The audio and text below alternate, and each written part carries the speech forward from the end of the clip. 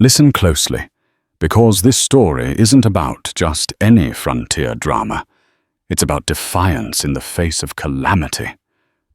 About a blind teacher whose quiet strength eclipses any gunslinger's brazen swagger. It begins on a wind-swept night, a woman cast out into a blizzard, with nothing but her cane and the warmth of hope in her heart. She believes in courage that stands taller than the tallest pine, and in loyalty that can heal even the deepest wounds. When fate collides with a mysterious rancher who harbors a ghostly, unspoken past, two broken souls find themselves forging a future neither of them saw coming. Cold wind whipped across the barren Wyoming prairie, howling with a lonely ferocity that hinted at the wrath of an incoming blizzard. The night sky was unnervingly black, only interrupted by scuttling clouds and a brief flicker of distant lightning. This was no place for anyone to be traveling alone, much less an unaccompanied woman who couldn't see the swirling world around her. Yet here she was, Josephine.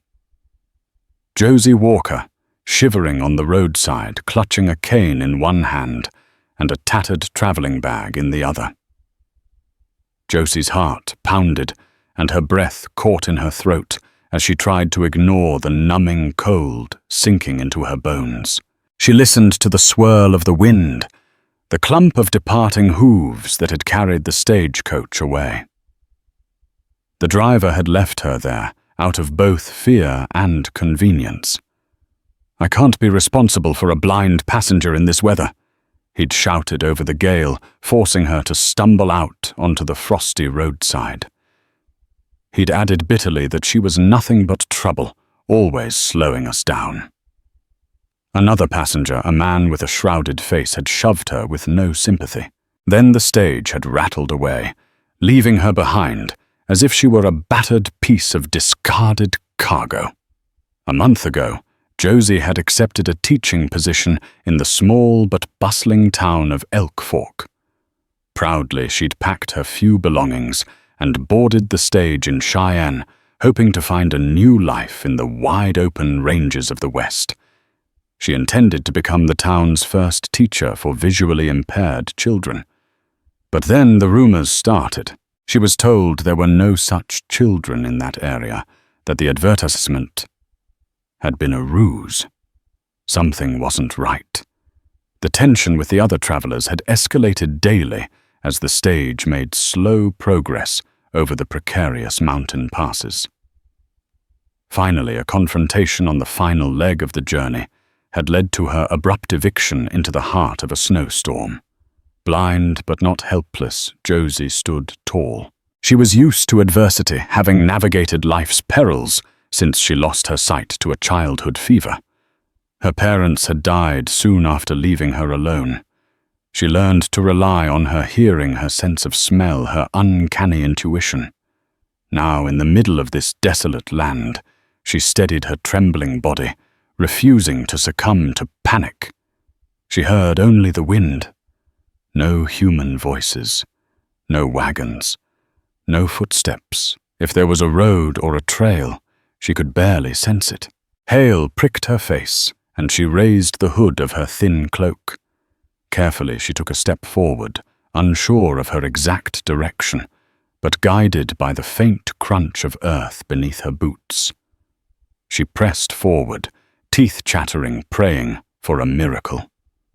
Her prayers were answered with the echo of hooves in the distance, a lone rider approaching from the west.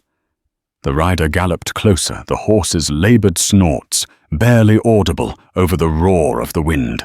Josie steadied herself, trying not to appear too desperate. She felt her cane sink into a patch of ice, nearly toppling her, and she scrambled to maintain her balance. Seconds later, the horse slowed and exhaled a warm breath that condensed into a ghostly vapor cloud. Josie sensed the rider's presence, a soft rustle, a creak of leather, the swirl of a long coat. Then came a voice, deep but cautious. "Ma'am, are you hurt?" Just cold, Josie replied, trying to keep her voice from trembling. I'm blind, and I've been left here. A pause. Left here in this storm. That's madness. Let me help you. The man guided her trembling hand toward the horse's flank. The animal shifted, but did not shy away. I've got a ranch not far from here, he said. We best get you inside before this blizzard worsens. My name's Luke Harding. Josie nodded, not quite sure what else to do. She was alone and vulnerable, and she had no choice but to trust him. Without further questions, he helped her mount. She clutched her small travel bag with one hand and clung to the saddle with the other. Luke swung up behind her, his coat flapping. Then, with a nudge of his heels, the horse surged forward into the darkness. As they rode, Josie found Luke's presence oddly comforting. He smelled of leather pine soap and the faint scent of tobacco. His voice, though low, carried hints of warmth. She sensed he was a man who rarely spoke about himself. They trudged through thickening snow, crossing what felt like streams or gullies, going up and down gentle slopes. She couldn't track exactly where they headed, but she knew they must be traveling south toward lower ground. He consistently steered the horse away from the gale, shielding Josie from the worst of it. After a long, tense ride, Luke slowed the horse to a brisk walk. Soon Josie heard the rustle of a gate opening, followed by the crunch of hooves on a gravelly path. The wind lessened, replaced by the calmer hush of a sheltered yard. Luke dismounted, then gently helped her to the ground. "We're here," he said quietly. A door creaked open, revealing a sudden warmth against Josie's face, the light and heat of a lantern-lit interior. Luke guided her inside, and Josie felt the chaos of the blizzard melt away behind her, as if she'd stepped from one world into another. Inside, the heavy aroma of burning wood drifted from a fireplace. She heard the scraping of metal against stone as he lit another lantern. "Sit," he said softly, easing her toward a chair near the fireplace. Grateful, she sank into it, letting the warmth of the fire chase away the icy numbness in her limbs. Her eyes, though unseeing, stung from the abrupt temperature change. She held her hands out, relishing the heat. He offered her a blanket. "You're safe now." Josie nodded, trying to hold back tears. She was indeed safe, at least for the moment, but with safety came questions. Who was Luke Harding? What secrets lurked behind his polite kindness? And what did fate have in store for a blind teacher who had lost the only job she'd been promised? Morning arrived quietly, with the wind still howling outside. Josie stirred awake in a small, rustic bedroom. She ran her fingertips along the edge of the rough-hewn bed frame and realized Luke had somehow gotten her there after she'd dozed off. There was a soft quilt draped over her, smelling faintly of lavender. She listened carefully, picking up no sounds of other people, just the distant crackle of a fire and the soft whinny of horses outside. The storm had died down to a steady snow from what her ears could tell.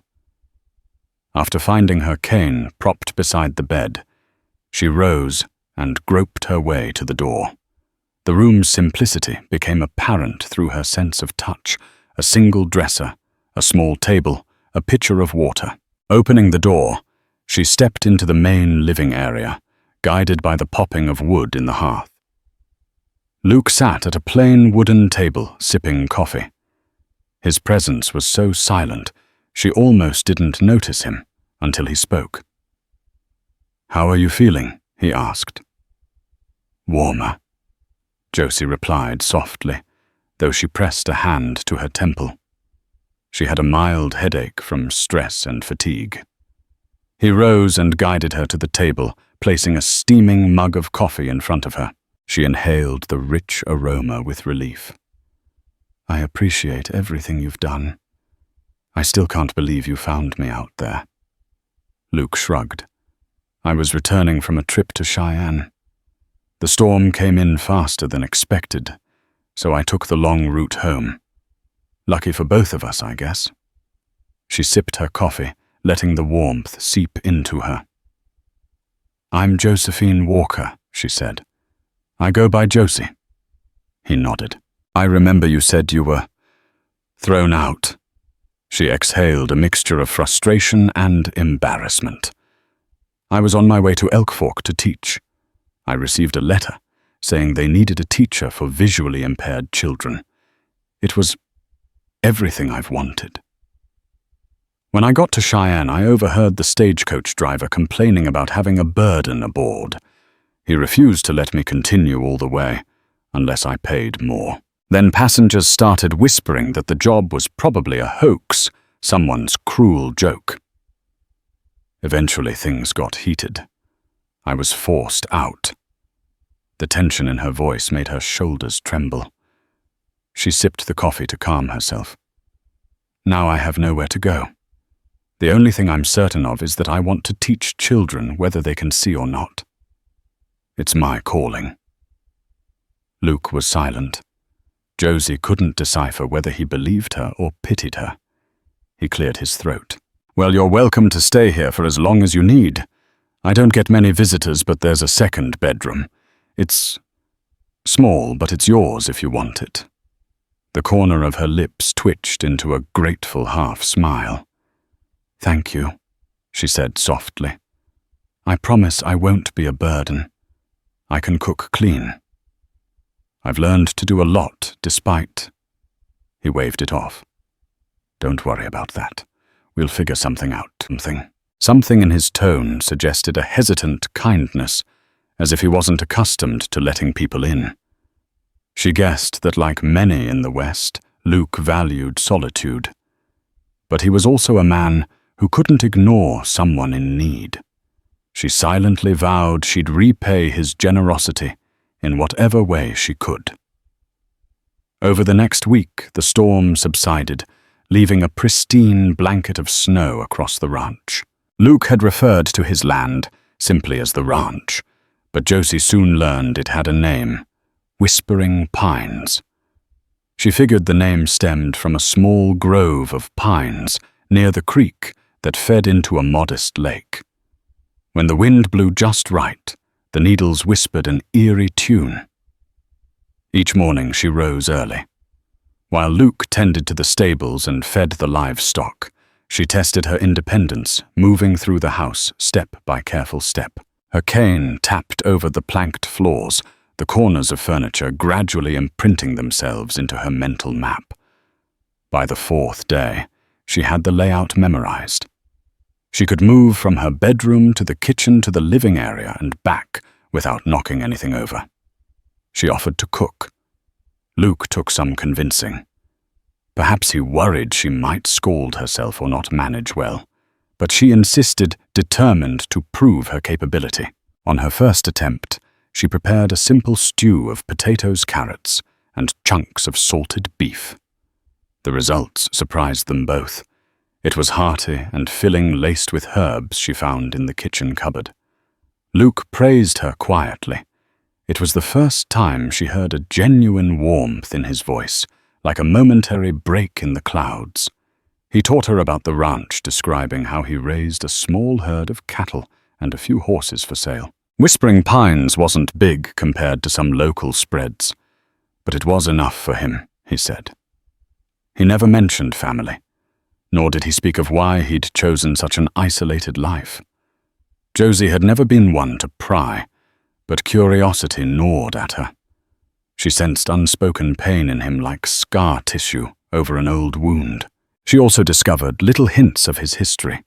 A well-worn Colt Peacemaker revolver locked away in a chest, a stack of old newspapers from the Denver Post, and a half-finished letter addressed to someone in Fort Worth, Texas.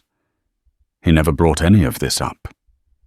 She didn't ask, though she wondered if tragedy or betrayal lay behind his quiet eyes. One evening as they sat by the fire, Josie found the courage to bring up her future. "I don't mean to impose forever," she began. "Once I figure out a plan, maybe find a different teaching position. I'll move on. It's not fair for you to carry my burdens." Luke paused, the flicker of firelight dancing across his stoic features, or so she imagined. "It doesn't bother me," he replied, measuring each word. "But if you want something to do, there's a small schoolhouse a few miles west. It's not big, and it's mostly for ranchers' kids. They're short on teachers. I heard talk in Cheyenne about how they struggle every winter because the children can't travel far. Maybe it's worth investigating." Her heart fluttered with hope. "Truly? You think they would take me on?" she asked. "Even with my condition?" He shrugged. "I can't speak for them, but I figure if you're determined, you'll make it work." He paused, then turned away to stare at the fire. "I can guide you there if you'd like to meet them once the road's clear." Her eyes moistened, grateful for the chance. She whispered, "Yes, I'd like that." Days turned to weeks. The worst of winter's fury relented, giving way to patches of thaw. Luke busied himself mending fences, often leaving before sunrise and returning at dusk, exhausted. Josie maintained the house, cleaning, washing clothes, cooking, and found a quiet joy in the routine. She had never experienced such peace, even if tension and uncertainty lurked in the background. One crisp morning, she ventured outside to feel the sunshine on her face. Cairn in hand, she navigated carefully, feeling the porch beneath her feet, then the packed dirt that led to the barn. The winter air stung her cheeks. She inhaled deeply, smelling fresh hay and faint manure, oddly comforting scents of rural life. She heard Luke's voice from inside the barn, speaking softly to his horse. She leaned against the barn door, eavesdropping a little. He seemed to share his day's plan, with the animal discussing fence repairs, feed shortages, and the possibility of visiting a neighboring ranch. She found it endearing, the way he talked so openly to the horse, while remaining so guarded around humans. "Everything all right?" she said quietly, stepping inside the barn. Loose strands of hay brushed her boots. He turned, startled but not upset. "Josie," he greeted. "Mornin'. I was just saddling up. Need to check the herd before a storm front blows in again. You feeling okay?" She smiled. "Just wanted some fresh air." She paused, letting her curiosity surface. "Luke, I've noticed you have some old newspapers from the Denver Post, and I came across that letter addressed to Fort Worth. Are you from Texas?" He stiffened. "Once upon a time," he said. "That's in the past." He turned away and resumed tightening the saddle girth, hoping to end the conversation. But she didn't relent. "I don't mean to pry. I'm just grateful to you, and I wonder who gave you the heart to rescue a stranger in a storm. Maybe it's who you've always been, or maybe it's something that changed you." Luke's hands paused mid-buckle. Finally he sighed and faced her. "It's not an easy story to share, and it's not a happy one." She waited, unwavering, sensing he needed to speak, even if part of him resisted. He exhaled slowly. "I grew up in Texas on a ranch near Fort Worth. Had a family, a wife even. Sarah. We had dreams of building something great." His voice caught in his throat. But a dispute over land boundaries turned violent.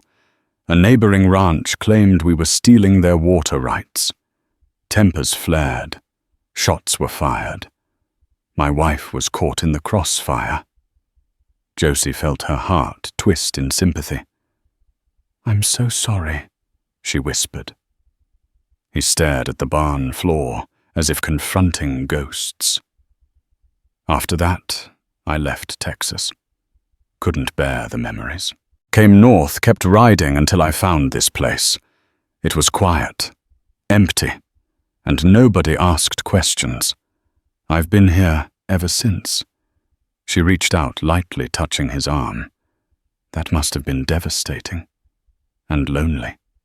He nodded, swallowing hard. I don't want pity, Josie. I'm telling you this because you asked. Just don't expect me to. She squeezed his arm gently. No pity. Only compassion. Then pulling back, she added quietly, "Thank you for trusting me with your story." He nodded, eyes averted, and resumed adjusting the saddle. But something had shifted between them, a fragile bridge of understanding spanning their separate islands of pain. She turned and walked back outside. Cane tapping, guided by the golden rays of morning sun that she couldn't see, but could certainly feel. When the next stretch of good weather arrived, Luke kept his promise. They saddled 2 horses, Luke's trusty chestnut mare, Whiskey, and a gentle gelding named Jasper for Josie, who would be led by a guiding rein. Nervousness fluttered in her belly. Despite her experience riding as a child, she worried about the unpredictability of new surroundings. Still, she found comfort in Luke's calm presence. They set out westward, following a narrow trail that snaked across the plains. Josie relished the sensation of open air and the brisk wind brushing past her face. A few times the horses stumbled over patches of lingering ice, but Luke guided them carefully. Finally, they reached the outskirts of a small cluster of buildings that passed for a frontier community.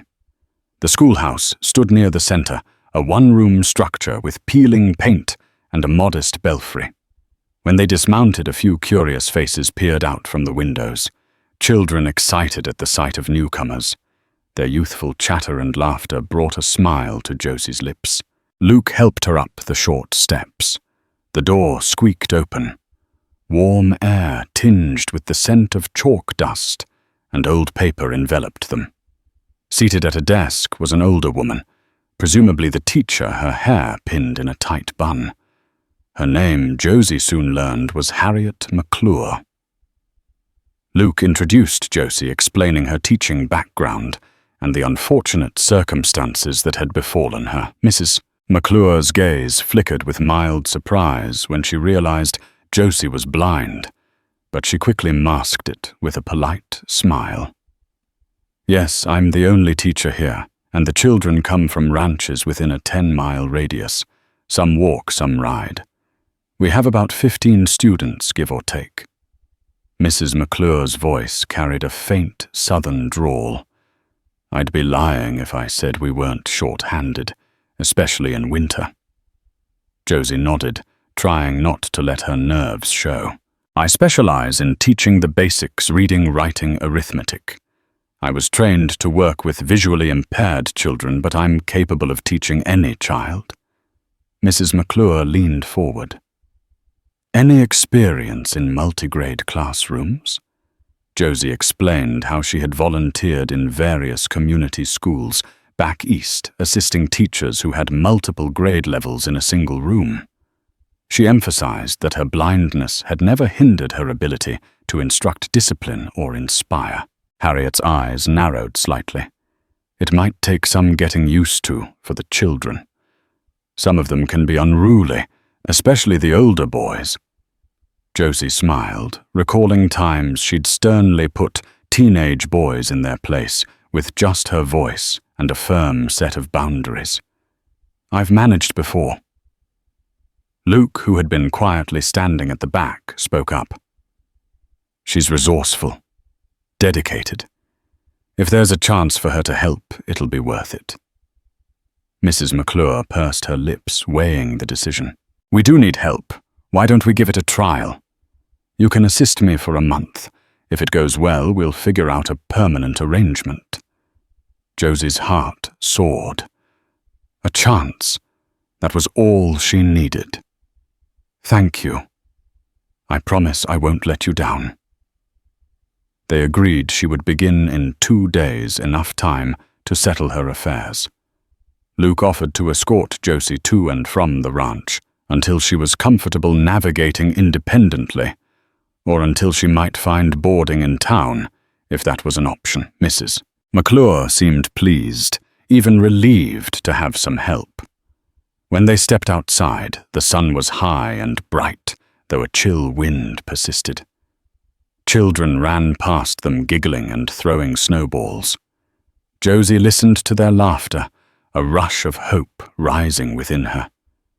She didn't know if this arrangement would last, but it was more than she had dared wish for a few weeks ago. Luke gently took her elbow, guiding her toward the horses. "Thank you," she whispered to him, a soft smile gracing her lips. His voice was equally soft. "You deserve a chance. I was just glad I could help." She nodded, a warm gratitude filling her. They rode back to Whispering Pines, the winter sun glinting off the snow. For the first time in a long while, Josie felt a sense of purpose blooming in her heart. That very evening, as they sat down to a supper of venison stew, the soft glow of lantern light flickered across the wooden walls. Josie sensed Luke's tension before she heard the distant sound of approaching riders. He stood from the table, hand instinctively drifting toward the revolver he kept on a nearby shelf. Josie set down her spoon. "What's wrong, riders?" he said tersely, striding toward the window. "Could be neighbors or travelers." Josie listened, her heightened sense of hearing picking out the clatter of hooves. 2, maybe 3 horses. She caught Luke's wariness, some ghosts from his past, or simply a frontiersman's caution. Moments later, a rap at the door. Luke opened it. Voices. Male. Deep. One introduced himself as Cole Sanders. He claimed to own the Crossed Arrow Ranch, which bordered Whispering Pines. The second was Daniel, presumably a ranch hand. Josie's lips pressed into a polite smile, though she kept her distance, unsure of their intentions. Luke allowed them inside to warm up by the fire. Cole was tall, broad-shouldered, and wore a black Stetson with a silver band. He carried himself with an air of confidence, maybe even arrogance. He nodded curtly to Josie. "Ma'am," he said, surprise flickering across his face when he realized she was blind. "What brings you here, Cole?" Luke asked, voice carefully neutral. Cole removed his hat. "Seems our stock's been going missing. We lost 2 heads of cattle in the last month. A few other ranchers around these parts report the same. I was riding to gather folks for a meeting, see if we can find out who's stealing our livestock." Luke's posture relaxed a bit. "I've had no problems with thieves, but if it's happening on your land, it could happen here. I'll attend the meeting." Cole nodded. "We're holding it tomorrow afternoon at the Crossed Arrow. You're welcome to come bring your friend." His eyes flicked toward Josie again, curiosity evident. Then he turned back to Luke, adding with a small smirk, "We'll see if we can't figure out a plan." As quickly as they arrived, they were off again, riding away into the cold night. Luke closed the door and let out a breath. Josie picked up on his relief. "Is everything all right?" she asked. He nodded slowly. "Just ranch business. Cattle rustlers are trouble. We'll go tomorrow, see what can be done." Josie swallowed, uncertain. "I hope it isn't dangerous." He gazed at her. "It can be if rustlers are desperate. But let's not worry yet." She resumed her seat at the table, heart still fluttering. This was ranch life threats, from weather, from rustlers, from any number of unknown perils. She looked at Luke, a man burdened by a haunted past, now facing potential conflict in the present. And she was here a blind teacher who had stumbled into his life. Yet something about it all felt right, as if fate had woven their paths together for a reason.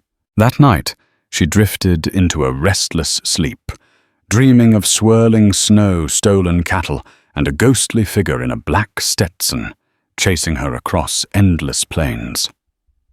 The next day, Josie and Luke rose early. He insisted she stay behind while he rode to the Crossed Arrow for the meeting, but she refused. "I want to see well here what goes on," she said. "I don't want to be coddled, Luke." He hesitated, then nodded. "All right, but stay close."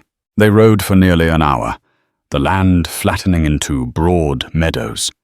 At last, they arrived at a large ranch house, dwarfed by outbuildings and corrals. Smoke curled from multiple chimneys, and the lowing of cattle was audible in the distance. Around the main corral stood a group of about 10 men engaged in heated discussion. Some wore ranching gear, while others looked like hired guns. When Luke and Josie approached, conversation faltered. Cole greeted them, tipping his hat briefly in Josie's direction. "Didn't expect you to bring a teacher," he said, arching an eyebrow. Josie stood straighter, undeterred. "Josie's with me," Luke said firmly. Cole shrugged. "Suit yourself." They formed a loose circle. Another rancher spoke up. Samuel Blake, complaining about how he'd lost 3 calves in the past 2 weeks. Another man swore the thieves were employing trickery, maybe dressing as lawmen to spook the ranch hands. The talk grew louder and more agitated. Words like posse and gunfight were tossed around. Luke remained quiet, listening. Finally, Cole pinned him with a sharp look. "You're quiet, Harding." "Got any ideas?" Luke crossed his arms. "You say you haven't seen them or found tracks. Could be they're branding the stolen cattle quickly and moving them out of state. We need to keep watch at night. Set up a guard rotation." Cole snorted. "We've tried that. They're slippery devils." A man named Hector, wearing dusty chaps and sporting a scar on his cheek, chimed in. "Maybe we should hire bounty hunters." An uneasy murmur rippled through the group. Bounty hunters could be ruthless, creating more problems than they solved. Cole rubbed his chin, glancing at Luke. "Harding, rumor has it, you used to be quick with a gun down in Texas." "Why not lead the hunt?" Luke's jaw tightened. He cast a quick glance at Josie. The mention of his past made the hairs on the back of her neck prickle. She sensed the tension radiating from him. "I'm not interested in vigilante hunts," he stated coldly. "We should coordinate with the local law. Sheriff in Elk Fork might help." Cole's mouth twisted into a sneer. "Sheriff Jacobs. That man can barely keep track of pickpockets. We need real action." Luke shook his head, refusing to be drawn into talk of forming a renegade posse. Voices rose again, opinions clashing. Josie stepped forward, raising her voice just enough to be heard. "Gentlemen, please. Before this escalates, can we at least try working with the law or setting up a better watch?" Heads turned, some bristling at being addressed by a blind woman. But her poise held their attention. Cole glared at her, then relented. "Fine.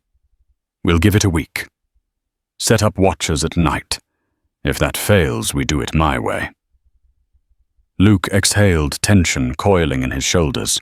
He gave Cole a curt nod, then turned to mount up, guiding Josie back to her horse. As they left, she felt the heat of hostile stares on her back. On the ride home, Josie spoke softly.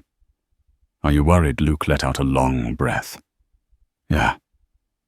Cole and his men could turn this into a bloodbath, and if he thinks I'm some gun for hire from Texas, it's only a matter of time before he pushes me. She reached a hand to gently touch his arm. "You're not that man anymore." He stared at the horizon. "I know. But out here, the past doesn't always stay buried." 2 days later, Josie began her work at the little schoolhouse. Luke escorted her there in the early morning. Although the tension of rustlers hung over the region, she buried her worries beneath her desire to teach. Stepping inside the classroom, she felt a spark of excitement. The chatter of children greeted her, small feet shuffling on the wooden floor, whispered giggles, the rustle of clothing. Mrs. McClure introduced Josie as Miss Walker, her new assistant. "She'll be helping me, and I expect you all to treat her with respect," Harriet declared firmly. Some children stared in fascination at Josie's cane. A few older boys snickered. She met them with a calm expression. "I may not see you with my eyes, but I see more than you think," she said, gently, tapping her cane on the floor. The snickers died down. Lesson time began. Reading and spelling for the younger ones, arithmetic for the older. Josie moved through the rows, listening carefully. When she heard a child stumble over a word, she provided guidance in a soft voice. Her memory was remarkable. Within an hour, she'd learned several of their names by voice alone. Mid-morning, they took a break. A girl named Becky approached Josie shyly. "Miss Walker," she said, "can I see your cane?" Josie offered it with a smile. The girl ran her fingertips along the polished wood, fascinated. "Do you really not see anything?" Becky asked curiosity rather than mockery in her tone. "Not since I was 8, Josie said calmly. "But I can picture a lot in my mind, and I use my other senses." Becky nodded, returning the cane. "You talk real nice." Josie smiled. "Thank you. Now run along, the bell will ring soon." That first day ended smoothly, despite a few older boys who tried to test Josie's authority. One even hid her chalk, but she found it by simply tracing the desk's outline with her fingertips. The guilty boy, discovered with a second piece of chalk in his pocket, sheepishly apologized, earning laughs from the others. By dusk, she felt triumphant, albeit exhausted. Luke arrived to pick her up, concern etched on his face. "Long day." She nodded, feeling a soft glow of pride. "But a good day." He helped her onto the horse, and together they rode back to Whispering Pines. Snow dusted the road, but the air was still, and the only sound was the gentle clop of hooves. Josie felt an immense gratitude for the chance to teach. Yet she couldn't shake the feeling that trouble loomed just over the horizon, be it rustlers or the ghosts of Luke's past. Weeks rolled by, and a steady routine emerged. Josie taught at the school 3 days a week, assisting Mrs. McClure and slowly gaining the trust of the children. On the ranch, Luke participated in nightly watches organized by Cole Sanders and the other ranchers. Rumors spread that the thieves had moved to other territories, but no one was certain. During these weeks, Josie and Luke fell into an easy companionship. Each night he'd come home late, exhausted from patrol. Josie waited up, warming a meal over the stove. They'd exchange sparse words about their day, but an unspoken closeness grew between them. She admired his steadfast nature, his unwavering integrity in a land where violence and greed often ruled. One evening he came back earlier than usual, a rare smile lighting his features. "No trouble tonight," he said. She served him a plate of roast chicken and potatoes, guiding his hands to the utensils. He thanked her quietly, eating with ravenous hunger. She sat across from him, tracing the rim of her teacup. "Luke, I've been thinking," she began, voice carefully measured. "What if these rustlers are more organized than we think? What if they have help from someone local? Maybe someone who knows the ranchers well?" He paused mid-bite. "It's possible. Why Cole seems so quick to resort to violence. Could he be involved somehow? It might be a twisted scheme to buy out smaller ranches, spook them into selling. Or maybe I'm just imagining conspiracies, she said, a touch sheepish. Luke mulled it over. I've thought about that, he admitted. Cole's always wanted to expand, but I don't have proof, and if I accuse him without evidence, it'll stir up a hornet's nest. Josie nodded. You're right. Just be careful. I sense danger around him. They fell silent, the crackle of the fire filling the void. Luke finally spoke, voice low. I will be. And I appreciate your concern. Josie's lips curved into a small smile. Despite her blindness, she could sense the warmth in his gaze. The tension between them felt charged, like a static spark dancing in the dry air. But she wasn't ready to push him about matters of the heart.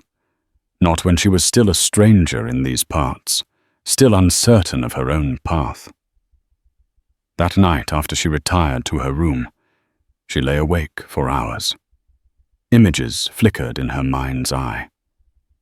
The schoolhouse children, the heated arguments among the ranchers, Cole's sneering face and Luke's resolute silence. She didn't know where any of it would lead, but she hoped they wouldn't lose themselves in the looming turmoil. A fortnight later, a shocking discovery rattled the region.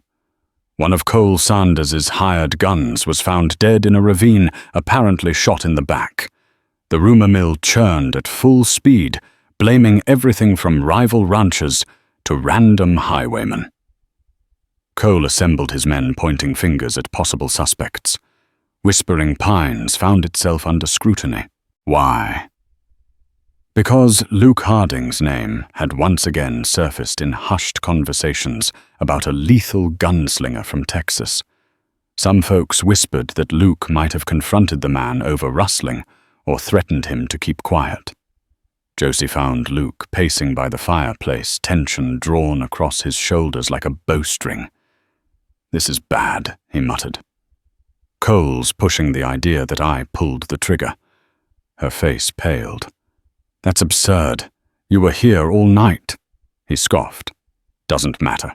In the court of public opinion, the man with a mysterious past is always suspect. She reached for him, placing a hand on his arm. We have to clear your name.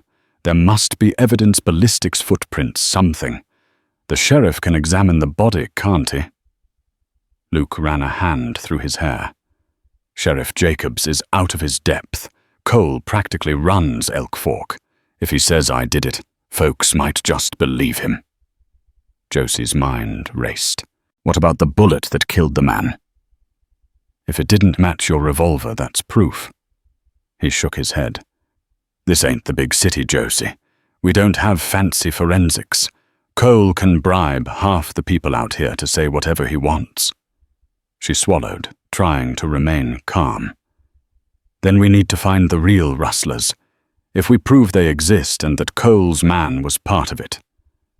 Maybe we can show who really killed him. He gazed at her in surprise. You want to go poking around rustlers' hideouts? She set her jaw. I don't want you blamed for something you didn't do. And I suspect Cole. If we can gather proof he's behind the rustling, we can bury his accusations. Luke's face softened. Josie, I appreciate your spirit, but it's dangerous. Her brow furrowed. I won't stand by while you're framed. We'll be careful. We'll ask questions, watch, listen for clues. Reluctantly, he agreed. With that, a risky plan was set in motion. They would quietly investigate the thefts. If Cole was involved, hopefully they'd uncover enough to free Luke of suspicion and protect the rest of the ranchers from a cunning betrayal. They began discreetly, starting with local gossip in Elk Fork. While Luke made supply runs, Josie lingered around the general store or the post office, eavesdropping on rumors. Word was that Cole's ranch hands were uneasy. Some had seen suspicious new faces in the bunkhouse, men who kept to themselves and vanished at odd hours. One particularly windy afternoon, Josie waited outside the store, cane in hand. The wind carried scraps of conversation from passers-by. She heard an older rancher mutter that he spotted a group of riders leading unbranded cattle at dawn, heading toward a rocky canyon north of town. Another voice criticized the sheriff's inaction. She tucked these fragments of dialogue away, heart-pounding. When she relayed this to Luke that evening, he sighed. North of town, there's a canyon called Black Ridge. It's riddled with caves easy to hide in. She bit her lip. Should we check it out? He hesitated. Brow knit. Not alone. If they're rustlers, they'll be armed. Maybe I should go in the dead of night to see what I can find. A stab of worry made her chest tighten. Please be careful. Maybe I can come with you. He gently placed a hand on her shoulder. No.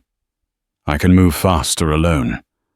I'll leave Jasper with you in case you need a horse. I'll take whiskey. If I'm not back by dawn. He trailed off. She gripped his hand. You will be back. I know it. A solemn nod passed between them, an unspoken promise. That night, once the moon rose high, Luke saddled whiskey and departed, leaving Josie pacing inside the cabin, fretful. The wind whistled around the eaves. Every creak of the floorboards made her jump. She recalled the lines of worry on Luke's face, the set of his jaw. Would he confront a gang of armed thieves alone? Her heart hammered. Hours crawled by like days. The fire burned low. She tried to rest, but her mind refused. She replayed every step Luke would take, riding through the dark, sneaking along the canyon. What if Cole or his men were there? She pressed a hand to her chest, praying under her breath for his safe return. At last, nearing dawn, the sound of hoofbeats. She hurried to the door, throwing it open. Luke stumbled in, dusted with dirt, a cut on his cheek. Whiskey panted, lathered in sweat. Luke, she gasped, reaching for him. He steadied himself, breathing heavily. I found them, he said, voice hoarse. A group of men, at least half a dozen. They had stolen cattle penned in a cave. I couldn't see any brand, must be new stock. I recognized one of them from Cole's ranch, that scarred fellow named Hector. They were loading supplies, probably to move the herd. Her face paled. So Cole is behind this. Luke nodded, exhaustion pulling at him. Looks like it. I saw them brandishing rifles, talking about a big payday once they crossed the border. But if I'd stuck around, I'd have been discovered. It was too risky. Josie's stomach twisted. That means Cole's man who got killed might have been double-crossed. Or maybe he threatened to talk. Luke winced, slumping into a chair. Exactly. Cole's framing me to keep suspicion away from himself. He sucked in a breath. We need real proof. Something we can show the sheriff. Josie set her jaw. We'll figure it out. Armed with Luke's findings, they quickly formulated a plan. They couldn't simply accuse Cole. They needed tangible evidence, eyewitness accounts, or a direct link to the stolen cattle. Luke decided they'd attempt to gather a few allies ranchers who disliked Cole's strong-arm tactics. But they had to tread carefully. Cole's influence was everywhere. They quietly approached Samuel Blake, the rancher who'd lost 3 calves. Luke confided that he'd found suspicious activity at Black Ridge Canyon. Samuel listened intently, jaw tightening. If you can prove Cole's men are behind this, I'll back you, he vowed. Can't stand that snake. They also visited the small ranch owned by an older widow named Margaret Sinclair, who had lost a prized bull months ago. She too was enraged but fearful of Cole's retaliation. Still, she agreed to ride with them to the sheriff if they found conclusive proof. In the midst of this, Josie continued teaching. She put on a brave face for the children, masking her worries behind gentle smiles and encouraging words. But each day, tension knotted in her gut. Luke spent many nights scouting, returning with fresh bruises or torn clothing from near scrapes with watchful rustlers. Finally, they decided on a daring plan. Luke and a small group of ranchers would head to Black Ridge after midnight, catch the rustlers in action, and force them to confess. Meanwhile, Josie would remain behind at Whispering Pines, though it pained her to be on the sidelines. The night of the raid arrived with a sliver of moonlight. Josie's nerves buzzed. She and Luke shared a quiet dinner, hardly touching their food. At the door, he turned to her voice, trembling faintly. "If something goes wrong, ride Jasper to Elk Fork. Tell the sheriff everything. You hear me?" Tears pricked at her eyes. "Please, come back safe. This can't end like your past in Texas." He gripped her hand. "I'm done losing people I care about." His words hung in the air, electric with meaning. She blinked, a tear slipping down her cheek. "I care about you, too." He tilted her chin up, pressing his forehead to hers. "Then that's reason enough to survive." They parted, and he rode off with 6 ranchers. Josie paced, counting the hours once more, the flame in the lantern dancing restlessly. She repeated silent prayers, begging for a safe conclusion. Dawn inched closer, the sky lightening from black to deep purple. At last, hoofbeats again. She rushed outside, heart pounding. Luke led the group, battered but triumphant. 2 prisoners rode behind them, hands bound. One was Hector, bleeding from a gunshot graze to his arm. Another was a younger man, with terror etched in his face. The rest of Cole's gang had fled. Luke slid off his horse, half stumbling into Josie's arms. "We got him," he rasped, exhaustion weighting every syllable. They admitted Cole's behind this. "We have enough evidence to put him away." Relief crashed over her like a tidal wave. She clung to him, tears of gratitude streaming down her cheeks. They weren't safe yet. Cole remained free, but at least they had the leverage they needed. Word spread fast. Luke and his allies took Hector and the other captured rustler to the sheriff in Elk Fork. Under pressure, they testified that Cole Sanders had orchestrated the rustling operation to manipulate cattle prices and drive smaller ranchers out. The murdered hired gun had threatened to betray the scheme, so Cole had eliminated him, then tried to frame Luke. Sheriff Jacobs, though timid, realized he couldn't ignore such strong evidence, especially with 6 ranchers corroborating the story. A warrant was issued for Cole Sanders' arrest. But Cole wasn't a man to surrender peacefully. Late that afternoon, Josie was at the schoolhouse with Mrs. McClure and the children wrapping up lessons. Suddenly the door slammed open. Panicked townsfolk shouted that Cole Sanders and several of his men rode into Elk Fork, rifles in hand, cursing Luke Harding's name.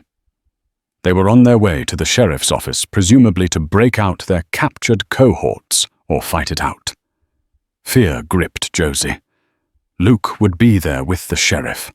She quickly told Mrs. McClure to keep the children safe, then dashed outside, cane tapping furiously. She found someone who recognized her, the local stable hand, and convinced him to lend her a horse. Without hesitation, she mounted and raced toward the sheriff's office, heart pounding. She refused to stand by, while Luke faced danger alone. Gunshots shattered the calm. As she neared, she heard men shouting, the thunder of hooves echoing off clapboard walls. Townsfolk scattered, taking cover behind barrels and wagons. She guided the horse cautiously down the street. Her ears picked up the bark of a rifle from the left, the jingle of spurs from somewhere to the right. In front of the sheriff's office, an intense standoff unfolded. The sheriff and Luke crouched behind a water trough, exchanging shots with Cole and 3 of his men. Another deputy lay wounded on the sidewalk. Smoke hung in the cold air. Josie reined in her horse, dismounting gingerly. She used her cane to find cover behind a wagon. Her heart hammered. She heard Luke shout, "Cole, give it up." The answer was a thunderous shot that splintered the trough. Water gushed onto the street. Cole bellowed, "You're a dead man." Harding, another shot, whistled past, striking wood. Luke coughed from the gunpowder smoke. Josie clenched her fists. This couldn't end in violence. Her mind raced, searching for a way to help. She heard the cracks of gunfire, each one making her flinch. Footsteps pounded on the boards. She recognized Luke's voice, cursing softly, presumably reloading. Then a terrifying hush fell, broken only by the moans of the wounded deputy. She sensed a shift. Maybe Cole and his men were flanking around. She forced down her terror, focusing on the direction of footsteps. Suddenly, a shape loomed near her. She heard the cock of a revolver. Cole's voice low and menacing. "You think you can hide behind the law, Harding? We do things my way out here." Josie realized Cole was moving in behind Luke, cornering him. If she did nothing, Luke would be shot in the back, just like Cole's other victim. Summoning every ounce of courage, she gripped her cane and scrambled forward, guided by the man's footsteps in the dirt. At the last second, just as Cole took aim, Josie swung her cane with all her might. It cracked against Cole's wrist. He cursed, firing wildly. The bullet went wide, ricocheting off a metal sign. Luke spun around, eyes wild, seeing Josie's desperate move. In that moment of surprise, Luke lunged, wrestling Cole to the ground. They grappled, fists colliding. Josie felt a wave of relief as another shot rang out from the sheriff, who wounded one of Cole's men, trying to intervene. Townsfolk rushed in, brandishing rifles. It was over in a flurry of confusion. Cole was disarmed, pinned by Luke. The rest of his men either lay wounded or threw down their weapons in surrender. Panting, Luke stared at Josie, who stood there trembling, cane in hand. You saved my life," he gasped. She swallowed, tears welling. "I couldn't let him shoot you." He pulled her close, his breath ragged against her hair. Despite the chaos, the gunfire, the swirling dust, they clung to each other. Cole cursed vilely, but the sheriff slapped cuffs on him, reading him his rights. The crowd murmured in shock and relief, the threat vanquished. In the aftermath, Cole was jailed, his empire of intimidation shattered. The stolen cattle were recovered from Black Ridge. Other accomplices were tracked down, and the rustling ring was dismantled for good. Ranchers breathed a collective sea of relief, grateful to Luke for exposing the truth, though he insisted it was a team effort. Luke's name was cleared. The sheriff publicly stated that Cole had been behind both the murder and the frame-up. Whispering Pines was safe again, and so was Josie's place at the school, now free from suspicion. Luke was approached by neighbors seeking his advice on range matters, acknowledging his moral compass. It was a far cry from the wary isolation he'd once endured.